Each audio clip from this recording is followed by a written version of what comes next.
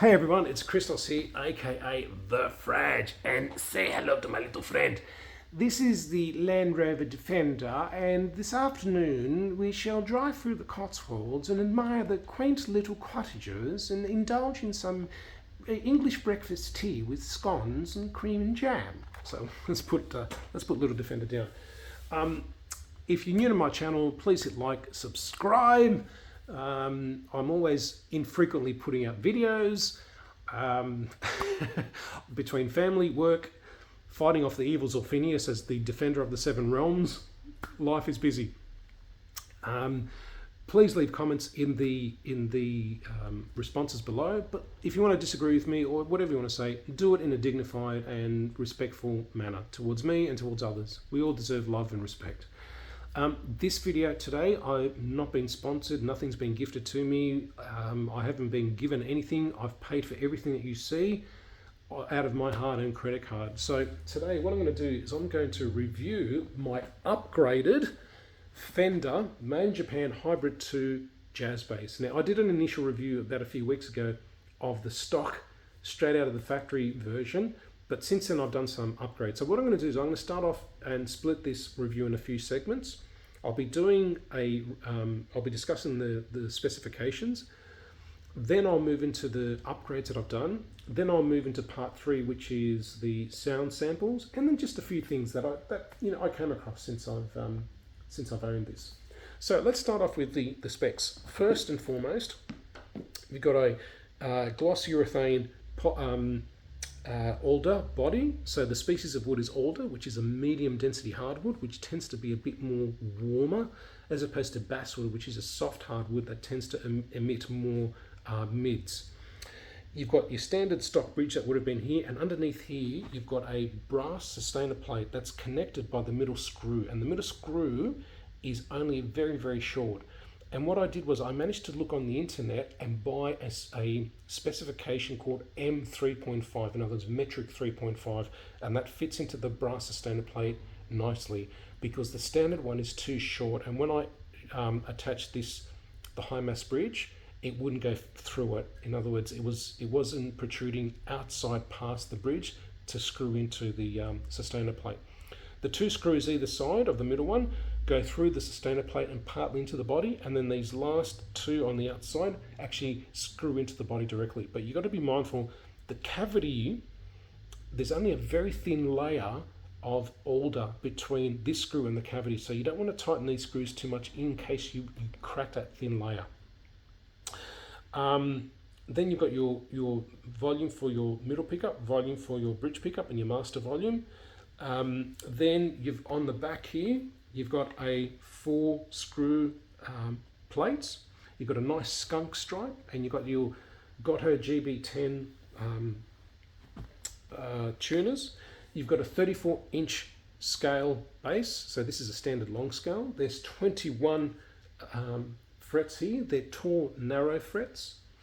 You've got a bit of a gloss finish on the front of the fretboard, which looks like a lacquered or varnish finish, but on the back you've got a really nice, smooth satin finish as well.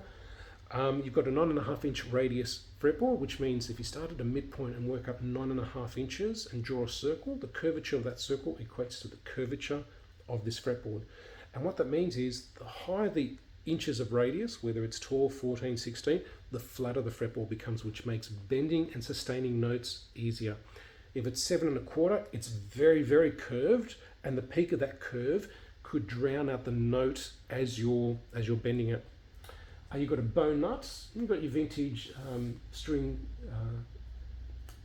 tree there as well. Nice bass, 3-layered pick guard. It starts off at the thickest layer, which is a black. The middle layer, which is a white, thins out a bit, and then by the time you get to the top 3rd layer, black, it actually thins out a bit more, which makes it look really, really nice. So that's pretty much the specifications. Let's talk about some of the changes that I made. So as you can see, I've changed the stock pickups for Seymour Duncan quarter pounds.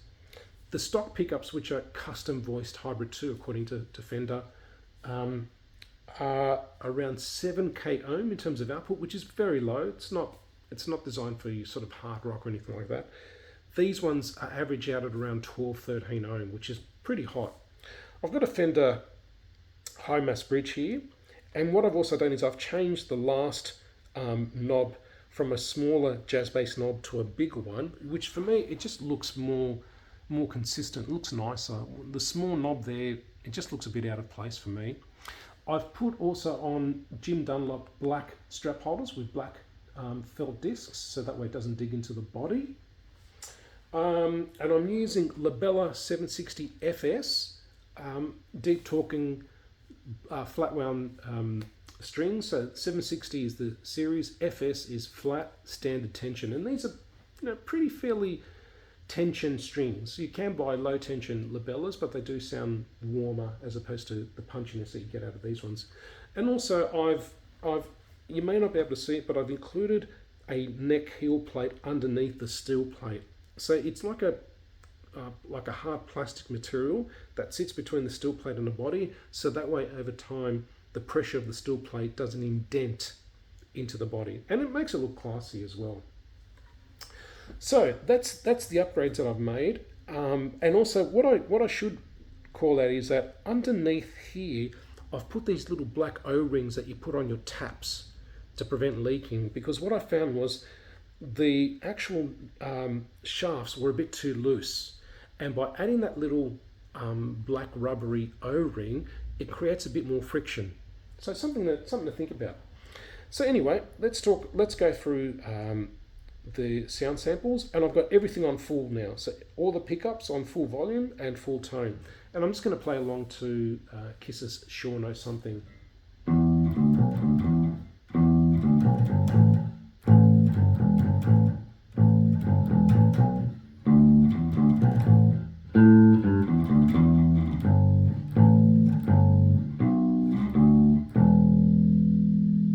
Got that nice punchiness to it. Now my favourite setting is when I dial back the bridge pickup about halfway, but I've still got the middle pickup and the tone on full. This for me sounds the most warmest and punchiest out of all settings.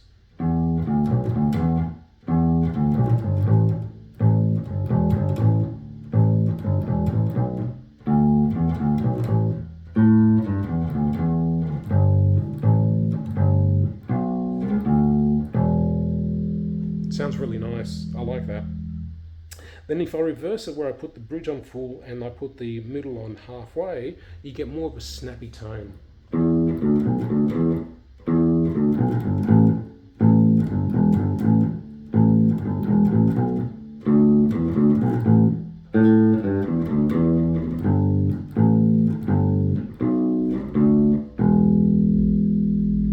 Now if I go back to my preferred setting, which is the bridge pickup on half volume and the middle pickup on full, if I dial back the tone at about halfway, you start to get more of that darker, warmer sound as well.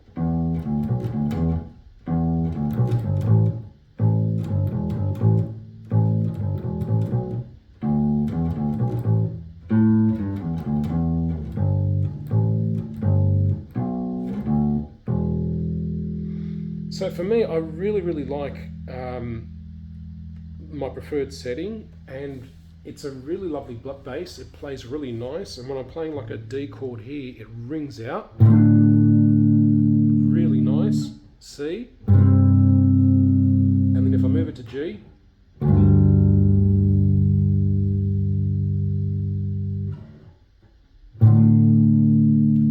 it sounds really nice. So let's talk about, so that's the tone settings. Let's finish it off now with the last segment and things that I found out about this bass. I'm not really sure, but when I started playing, I had, and this is probably more my fault than anything else, I had these pickups too close to the bass side of the strings, and Fender recommends that by pressing down on the last fret, you should be, and from the top of the pole piece to the bottom of the string, you should be 2.8 millimeters on the bass side and 2 millimeters on the treble side. I had them all across at 2 millimeters, and what was happening was my palm was making contact with the sharp edge of the pickup. So I lowered it to Fender specs, and it's much better now. But then I got inquisitive about it, and I measured the distance from the back of the pickup to the front part of the screw hole on the bridge there, which is consistent with the vintage bridge. And when I compare that with my Fujigen jazz bass, which is basically a Fender at the end of the day, because Fujigen did manufacture Fender basses, this one was back about 5 millimeters. So I don't know if that's got anything to do with the fact that it's a hybrid too, you know, a vintage low output, but then the pickup was a bit further back compared to another jazz bass that's Fender-esque as well. So that I thought that was very interesting as well. And also, I've done some research around the brass sustainer plate. You know, people say that there's pros and cons. The pro is that it sustains more than other, let's say like a normal bent steel bridge that just attaches to the wood. And again, when I play the D chord, and I've just got a Fender 25 watt rumble bass combo. That's it, with a little 8-inch speaker. So imagine if I was pumping some serious air with like a 410, 610, whatever, you know, 412 or 212 even.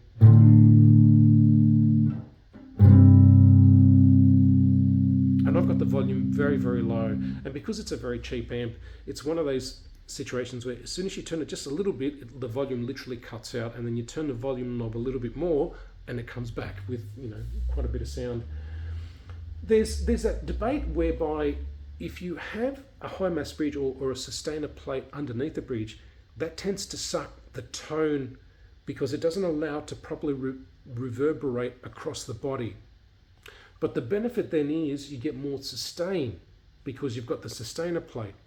So there's pros and cons around that. I'm not saying that it's good, I'm not saying it's bad, I'm just saying this is the research that I've done.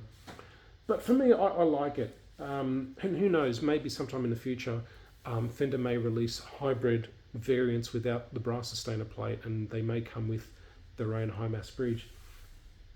But for me, I really like this bass, and to be honest with you, you can't go wrong. I paid around $1,300 for this, a little bit more, and this is for a made in Japan Fender bass. You know, and then you jump up to the American Professional 2s, sure, you get a case with it, but in Australia, you're looking at around sort of $2,700 to $3,000. So, you know, and I can buy a Fender deluxe molded hard case for around, you know, $300 here in Australia. So for around $1,600, you've got yourself a very gig ready, very studio ready, very ready, anything top class instrument made in Japan. So definitely recommend it. And the way that I've set it up now is if I hold down the first fret and I hold down the last fret, I can fit a feeler gauge at the 8th fret, that's 12th thou, which is Fender's recommendations. And from the bottom of the string and the top of the 17th fret, it's 2 millimeters on the G, 2 millimeters on the D, about 2¼ millimeters on the A, and then 2¼ millimeters on the low E. And this works for me. This really works for me. And I must say, even if I've got one pickup on, I'm barely hearing any 60 cycle hum. And then when I've got both on, it just, you don't hear anything. So the grounding here is really, really good. And I use the existing pots and circuitry in here, and I soldered it myself. At some point I may, like my other jazz bass, use the Obsidian Wire solderless harness. If you don't know who they are, look them up. Obsidian Wire is a New Zealand company that makes harnesses for basically Fender basses, Fender Strats and Tellys, and also Gibsons, Les Pauls, that you just insert with a bit of spring-loaded mechanism. You use a screwdriver to insert the wire of the pickup or the ground wire, and you're set to go, no soldering. So yeah, I definitely like this bass. I'm definitely going to keep it, and I hope one day I get to gig with it as well. So yeah, thank you very, very much. Please leave your comments, leave them respectfully, and you know, looking forward to making more product reviews. All right, everyone. And also, actually, I've got one last thing to say. Brother Jefferson from Fender Australia contacted me, and I mentioned the fact that because these are narrow in my previous video, because these are torn narrow frets, you know, sometimes if you're going to work on them, you got to be careful not to dent against the polish if you're using a diamond file. He raised a very, very good point, and thanks very much for that, Jefferson. I appreciate it. If you put painter's tape either side of the fret, you protect the fretboard. So, if you ever do want to do any work on the frets of not just this bass guitar, but any instrument, always good to use painter's tape either side of the fret. That way it preserves the finish of the fretboard. If you using a diamond file or some other fret file to lower the frets or crown them or anything like that. So yeah, thank you very much, and really gives me a lot of pleasure to do these videos. I hope you find them beneficial, educational, inspiring. Do your own videos as well, and reach out to me if you need any assistance, any questions. Keep rocking, God bless, and thank you very much.